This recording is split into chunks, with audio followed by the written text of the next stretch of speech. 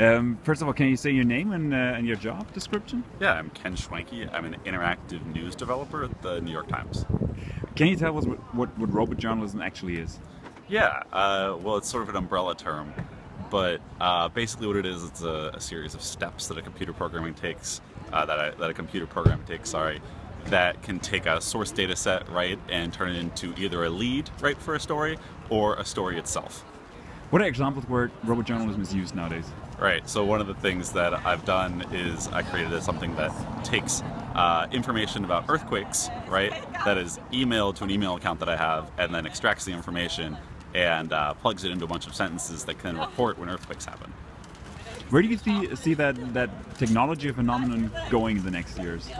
It's hard to say. You know, there's a lot being said about it, and there's a lot of conjecture as to where it'll go.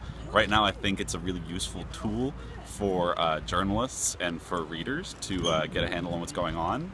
There are parts of it where you can have ongoing analysis of certain data sets, and I think that's really important because it's kind of hard to constantly analyze a data set as a working reporter because you have so much to do usually.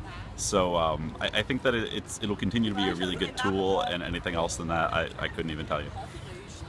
You're a journalist and a coder. Yeah. How does the journalistic education impact on your coding, on how you look at code? And it impacts how I code and impacts the kind of things that I put into code. As a journalist, there are certain things that I might do, or there are certain conditions that I might put into like how I analyze a data set, and there are certain ways that I might look at something and analyze a piece of information, and especially for relevance and importance.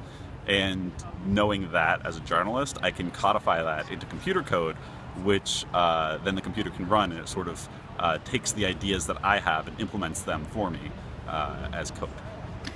You mentioned that when you write code, you are somehow, you end up in that code. Like, yeah. The code is impacted by your values, by how you assess things, by your worldview. And that is something that we see in all sorts of code, like on Google, Facebook, all those filter algorithms. We take them as granted. It's kind of like natural law, but I mean, they deem relevant what the coders deemed relevant. Do you think we need some journalistic alternative to Google, to Facebook, to all those filter algorithms? Yeah. Because what they are ending up now is basically being gatekeepers, doing what journalists used to do, assessing what's relevant, what's not. Yeah,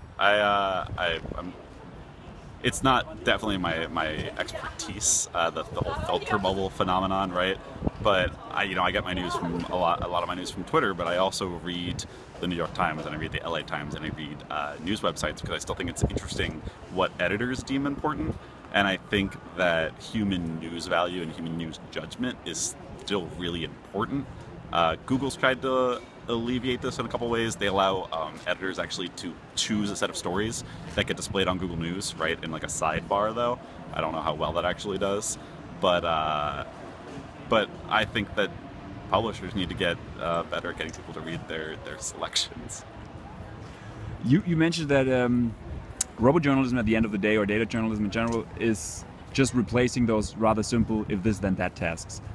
Were you shocked, or did it change the way you looked at your own work when you kind of thought about it in that terms? Like, were you afraid to realize that that you were acting actually like a machine in so many fields and so many duties?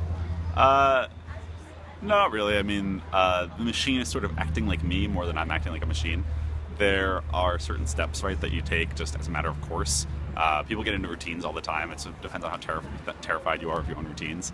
But when you're routinely working on a beat, say in journalism or as a reporter, you do the same things a lot of the time, right?